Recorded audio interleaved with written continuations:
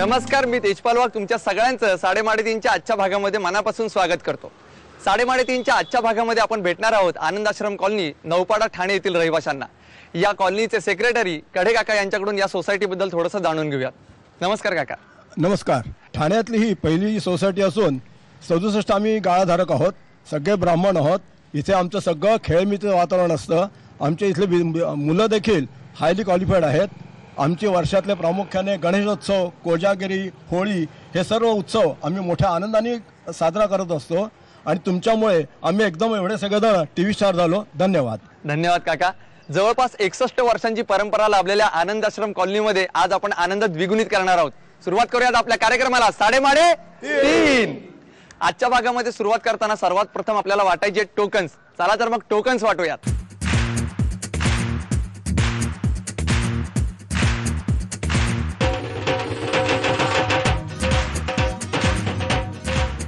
आपल्या पहिल्या अंदाजे किती या राऊंडकडे वळण्यापूर्वी निवडूया 3 भाग्यवान स्पर्धक आणि हे 3 भाग्यवान स्पर्धक निवडण्यासाठी मी छोट्याशा स्वानंदला इथे बोलवलंय। स्वानंद, मला यातली 3 टोकन्स काढून दे। डोळे मिटायचे।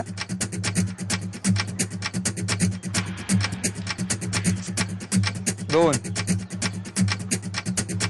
स्वानंदनी माझ्याकडे 3 टोकन्स दिलेले आहेत। पाहूयात कोण आहेत 3 भाग्यवान स्पर्धक जे खेळणार आहेत आपला पहिला राऊंड अंदाजे किती।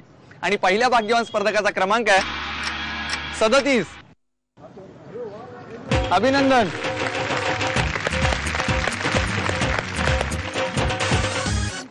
दुसऱ्या भाग्यवान स्पर्धकाचा क्रमांक आहे 2। क्रमांक 2। अभिनंदन। आणि तिसऱ्या भाग्यवान स्पर्धकाचा क्रमांक आहे 29। या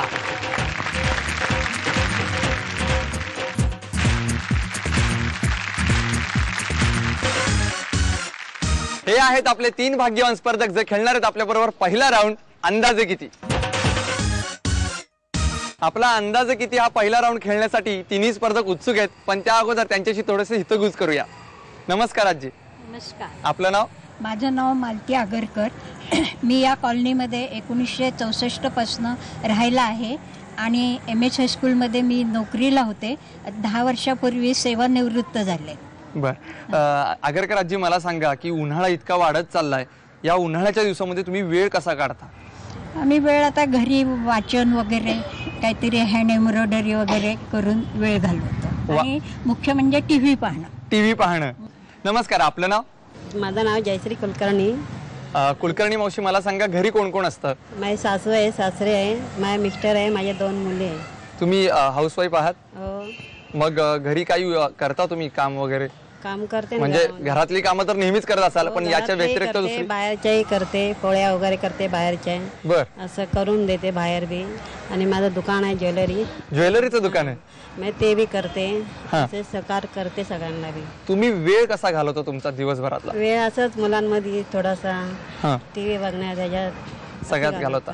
पण आता मला असं वाटतंय की समजा घड्याळच नसतं तर तुमच्या आयुष्यामध्ये काय बदल झाला असता? काय नसतं झालं असतं। ओरडा पडला असता सासू सासऱ्यांचा घड्याळामुळे? नाही, मग कुणाचा? काकांचाच? काकांचा पडला असता का?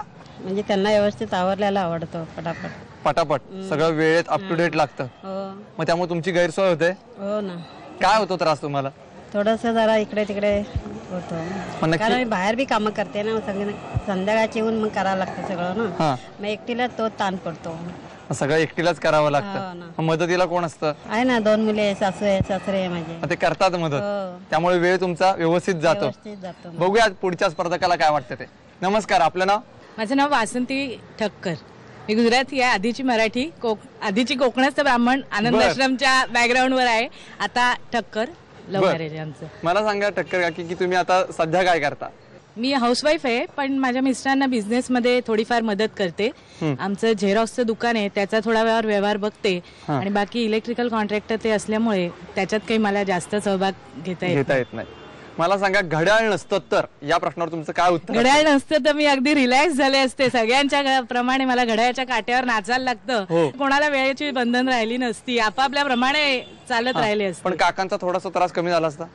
त्यांना त्यांच्या वेळेप्रमाणेच जायला लागतं, त्यामुळे त्यांचा त्रास काही कमी झाला नसता. त्यांनी ऍडजस्ट केलं असतं. आता इतके वर्ष बायकोबरोबर करतायत ऍडजस्ट, पुढे केलं असतं. मग कुणाच्या डोक्यामध्ये फिक्स घड्याळ बसलेलं आहे, काकांच्या की तुमच्या? नाही, असं दोघांच्याही बसलेलं आहे. आता इतके वर्ष संसार केल्यावर सगळी घड्याळ फिक्स झाली आहेत. म्हणजे तुमच्या दोघांचेही काटे जुळलेत तर? हो हो, नक्कीच. तुम्हाला प्रश्न पडला असेल की मी एवढं घड्याळावरून यांना का प्रश्न विचारतोय, त्याच्याकडे मी वळणार आहे. पण त्या अगोदर मी अंदाजे कितीबद्दल बोलणार आहे. अंदाजे किती या राऊंडमध्ये मी तुम्हाला दैनंदिन वापरातील एक वस्तू इथं ठेवणार आहे आणि त्याची किंमत विचारणार आहे. ती किंमत जर तुम्ही बरोबर सांगितली तर ती वस्तू तुम्हाला मिळणार आहे. अगदी अचूकच सांगावी असं काही नाही. जर त्याच्या जवळपास जाणारी किंमत तुम्ही सांगितली तरी सुद्धा ती वस्तू तुम्हाला गिफ्ट म्हणून मिळू शकते. पण त्या अगोदर पहिल्यांदा बोली कोण लावणार हे ठरवण्यासाठी आपण आजमावणार आहोत नशिबाचे फासे. नशिबाचे फासे पहिल्यांदा आजमावणार आहेत आगरकर आजी. आजींना मिळाले 6 अंक. कुलकर्णी मावशी, कुलकर्णी मावशींना मिळाले 6 अंक. आणि ठक्कर काकी, ठक्कर काकींना मिळाले 3 अंक. आगरकर आजींना मिळाले 6 अंक, कुलकर्णी मावशींनाही मिळाले 6 अंक, तर ठक्कर काकींना मिळाले 3 अंक. याचाच अर्थ कुलकर्णी मावशी आणि आगरकर आजी यांच्यामध्ये टाय झालाय, त्यामुळे ते पुन्हा एकदा नशिबाचे फासे टाकतील. आगरकर आजींना मिळाले 4 अंक. कुलकर्णी मावशी आणि कुलकर्णी मावशींना मिळाले 6 अंक. याचाच अर्थ पहिल्यांदा बोली लावणार आहेत कुलकर्णी मावशी, त्यानंतर आगरकर आजी आणि सर्वात शेवटी ठक्कर काकी. पाहूयात त्या बोली लावणार आहेत कुठल्या प्रॉडक्टची. आजचं प्रॉडक्ट आहे रिस्ट वॉच. हे एक सुंदरसं अट्रॅक्टिव्ह घड्याळ आहे जे वॉटरप्रूफ आहे 30 ते 100 मीटर पाण्यापर्यंत. याची बॅटरी लाईफ आहे 1 ते 3 वर्ष. शिवाय स्टेनलेस स्टील बॉडीचं हे बनलेलं आहे. या रिस्ट वॉचची पहिल्यांदा बोली लावणार आहेत कुलकर्णी मावशी. तुमचा अंदाज सांगा. घड्याळाची किंमत आहे 5,500. 5,500. तुम्हाला काय वाटतंय? 2,000. 800. मावशी तुमचा एक फायनल अंदाज सांगा. 5,500. 5,500. नक्की ही किंमत लिहून टाकायची, फिक्स करायची. चला तर फिक्स करू. आगरकर आजी तुमचा अंदाज सांगा. आता माझा अंदाज 1,700 ते 2,000. एक किंमत सांगावी लागेल. 2,000. 2,000. नक्की? नक्की. बाकीच्यांना काय वाटतंय? 2,000.